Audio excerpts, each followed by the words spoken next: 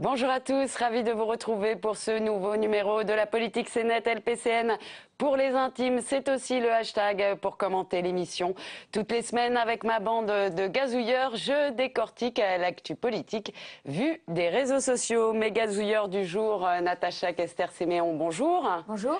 Vous êtes entrepreneuse dans le numérique et puis vous avez cofondé un club de réflexion, Girl Power 3.0. Vous nous expliquerez tout à l'heure ce que c'est. À vos côtés, Johan Hufnagel. Vous êtes cofondateur et rédacteur en chef de Slate et un habitué de LPCN. Bienvenue.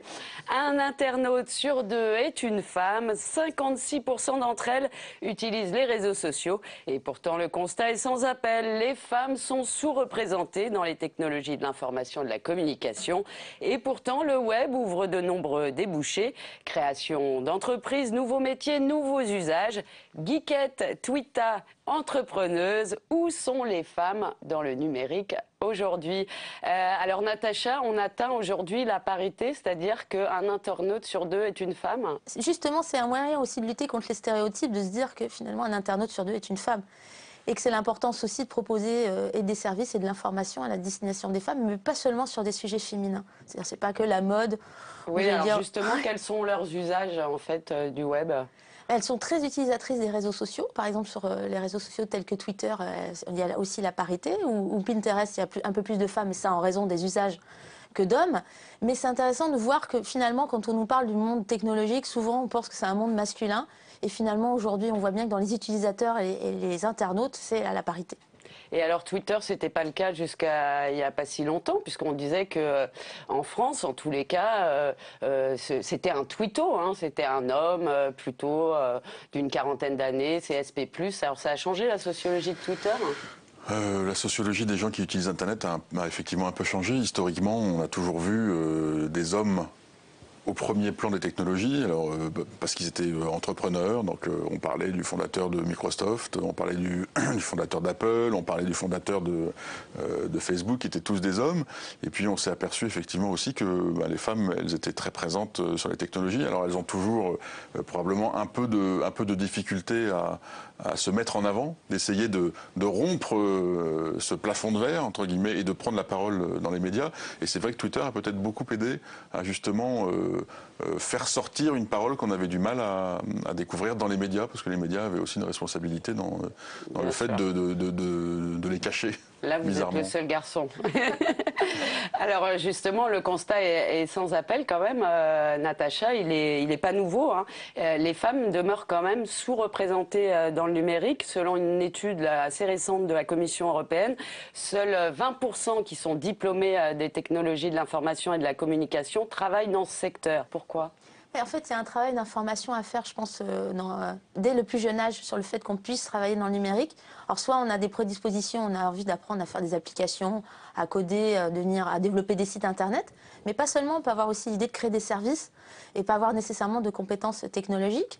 Mais pour avancer aussi dans les entreprises, il faut aussi avoir une possibilité de se développer et d'avancer. Et c'est vrai qu'on retombe toujours sur les mêmes freins. Donc c'est important que les femmes qui avancent puissent se retourner vers celles qui sont derrière elles et les aident à monter dans les sociétés, à monter aussi dans la société en général. Et pourtant, c'est des opportunités aussi, le numérique pour les femmes. Tout à fait, mais justement, c'est un des messages essentiels à passer, c'est que c'est possible de le faire et c'est important d'avoir des nouveaux rôles modèles. Par exemple, dans notre club Girl Power 3.0, on a un guide des innovatrices. L'idée, c'est de mettre en avant des profils, des femmes d'âge variés, de carrières différentes, qui sont en fait des modèles. On peut se dire aussi, tiens, j'aurais envie de faire tel métier parce que telle personne le fait. C'est très important aussi de donner envie, en fait. Oui, et les bonnes pratiques. Vous, à Slate, il y a autant de garçons que de filles Slate, on a exactement le même problème que la plupart des médias français, c'est-à-dire qu'on a une parité ou une quasi-parité parmi les journalistes, on va dire, rédacteurs. On a à la rédaction 4 4 femmes pour 2 hommes dans la partie rédaction écrivante. La technique chez les développeurs, ce sont 4 garçons. Et puis quand on monte dans la hiérarchie supérieure, et ben on a 2 hommes chez les rédacteurs en chef. Et au conseil d'administration, on a quasiment que des hommes. Et bizarrement, on est probablement un des sites qui traite le plus des militants, des questions d'égalité, des questions de féminisme, des questions de genre. Ça se ressent beaucoup sur le lectorat, où on a un lectorat qui est très très féminin. Les rédacteurs qui chez nous traitent des sujets de technologie sont des femmes. Donc vraiment, on n'a pas de sujet réservé. On ne dit pas tiens, la santé c'est des femmes, l'éducation c'est des femmes. Mais c'est vrai que Slate, malheureusement, comme dans la plupart des sites d'information français et des médias français, est encore beaucoup trop masculin dans la hiérarchie supérieure. Et Natacha, dans votre club de réflexion Girl Power 3.0, sont des femmes influentes? Parce qu'il y a souvent des palmarès de femmes influentes. D'ailleurs, c'est quoi une femme influente? Alors déjà, le terme d'influence est très difficile à définir. Je pense que c'est important de dire que c'est plutôt des femmes qui communiquent bien, qui partagent aussi.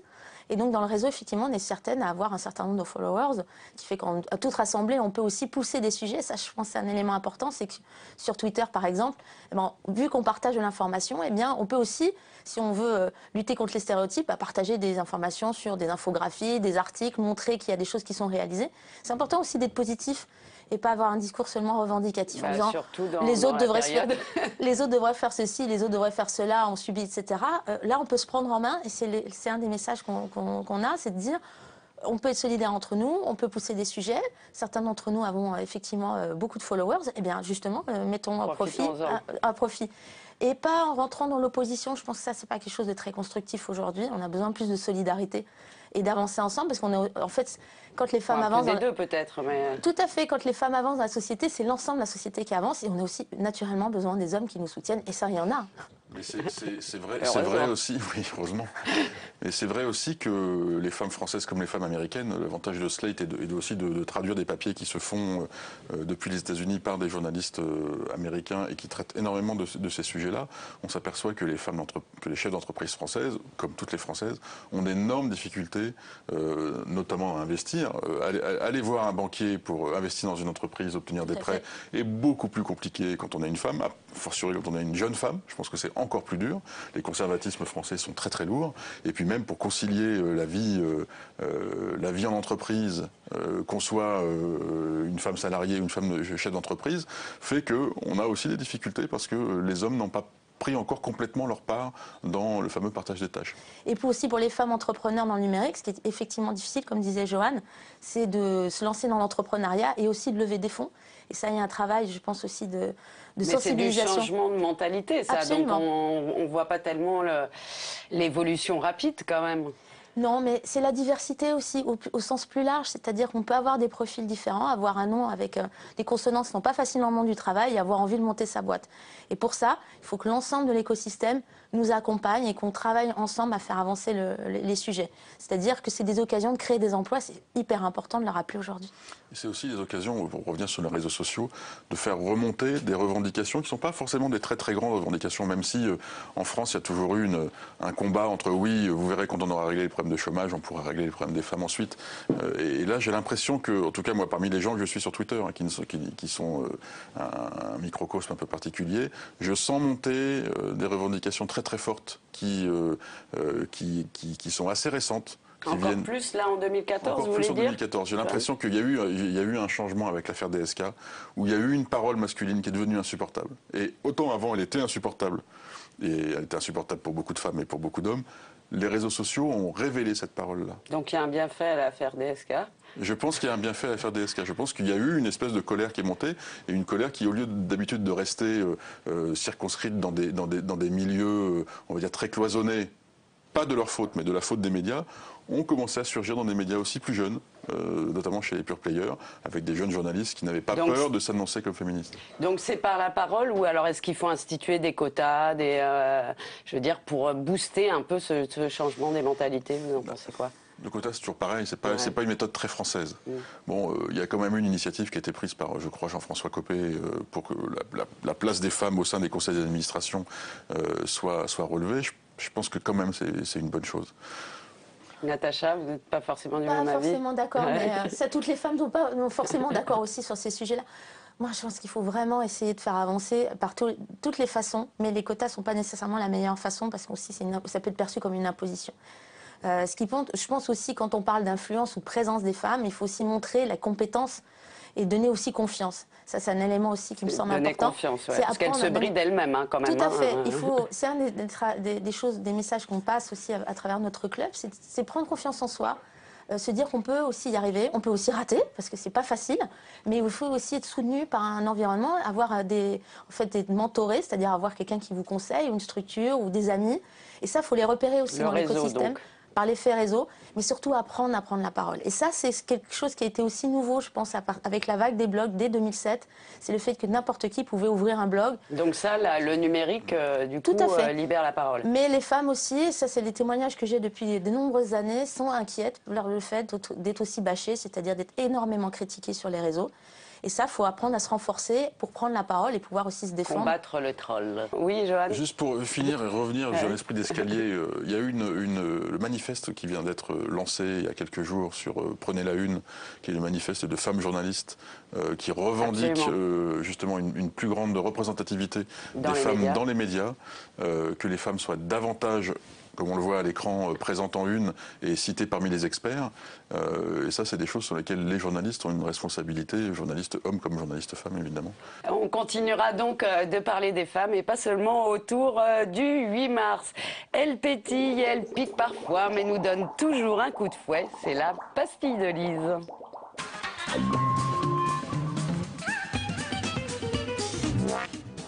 Nous accueillons encore une femme, Lise Pressac. Bonjour. Bonjour Caroline. Et comme chaque semaine, vous allez nous livrer votre coup de cœur ou votre coup de gueule. Oui, je vais encore parler d'une femme. C'était mercredi à Strasbourg, lors d'un meeting de Fabienne Keller, candidate UMP au municipal. Jean-Pierre Raffarin et d'autres figures du parti étaient venus lui apporter leur soutien.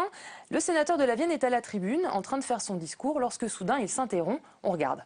Le combat européen pour la France, qui est de placer Strasbourg au cœur de l'Europe. Mes chers amis et ma chère Nadine, qui est en face de moi, qui est en train de tweeter, qu'elle demande d'arrêter. Voilà, sous-entendu, il serait temps d'arrêter de perdre ton temps sur Twitter, vu le défi qui t'attend, Nadine. Et évidemment, Nadine Morano, Lise n'a pas pu s'empêcher de répondre à Jean-Pierre Raffarin. Elle n'a pas pu s'empêcher de tweeter, effectivement, forcément. Elle a en fait répondu à une journaliste du Figaro qui a signalé l'incident sur le réseau social. Nadine Morano le jure, je ne tweetais pas, je le photographiais, mais il avait ses lunettes sur le front, donc il ne pouvait pas voir, sous-entendu. Et d'ajouter, notre Jean-Pierre Raffarin est un taquin de talent. Espérons que ce n'était en effet qu'une blague et surtout que Nadine Morano ne le prenne pas au mot, parce que qu'est-ce qu'on ferait sur Twitter sans elle, franchement. Fini les photos de coucher de soleil, de moments de lecture du Figaro, une pomme à la main. Fini les selfies de footing avec la matinale d'RTL dans les écouteurs. Oubliez les selfies au salon de l'agriculture ou bien avec Carla Bruni, juste avant son concert. Fini ses coups de gueule légendaires et ses fautes d'orthographe malheureuses, comme lorsqu'elle parle des annales avec un seul N. Si Nadine Morano arrête, 116 000 personnes trouveront Twitter bien fat, Caroline. Ça, c'est vrai. Natacha, c'est quand même un peu étonnant que Jean-Pierre Raffarin, qui est quand même présent sur les réseaux, dise à Nadine Morano d'arrêter de tweeter comme ça à la tribune. C'est un peu du jamais vu. Ben non, je ne sais pas ce qui lui a pris. Mais alors peut-être qu'il était vexé qu'elle soit en train d'utiliser son téléphone pendant son discours, je ne sais pas. Mais pourtant, Jean-Pierre Raffarin est un bon utilisateur Twitter aussi depuis longtemps. Ça. Oui. Et donc Nadine Morano nous manquerait si elle disparaissait. Elle est formidable sur Twitter. Elle ambiance le timeline depuis je sais pas, 3 ans maintenant qu'elle est à peu près sur Twitter. Bon, c'est pareil, je pense que elle est un peu aussi comme ça dans la vie. Elle est un peu troll dans l'âme, Nadine Morano. Elle a toujours été utilisée à l'UMP pour justement être un peu la porte-flingue dans les médias. Elle est un peu le pendant féminin de Lefebvre. Qui d'ailleurs lui est beaucoup moins présent. Moi personnellement, voilà, je m'en suis toujours parmi. Depuis son affaire Zadig et Voltaire, c'est vrai qu'il a un peu perdu de. C'est dommage. Et donc Nadine Morano, si vous nous écoutez, surtout continuez à tweeter. Merci à tous les trois. Merci à vous de nous avoir suivis. Vous pouvez bien évidemment revoir cette émission en VOD. Et puis bien sûr, j'attends vos commentaires et vos facéties sur mon compte Twitter. À la semaine prochaine. Salut à tous.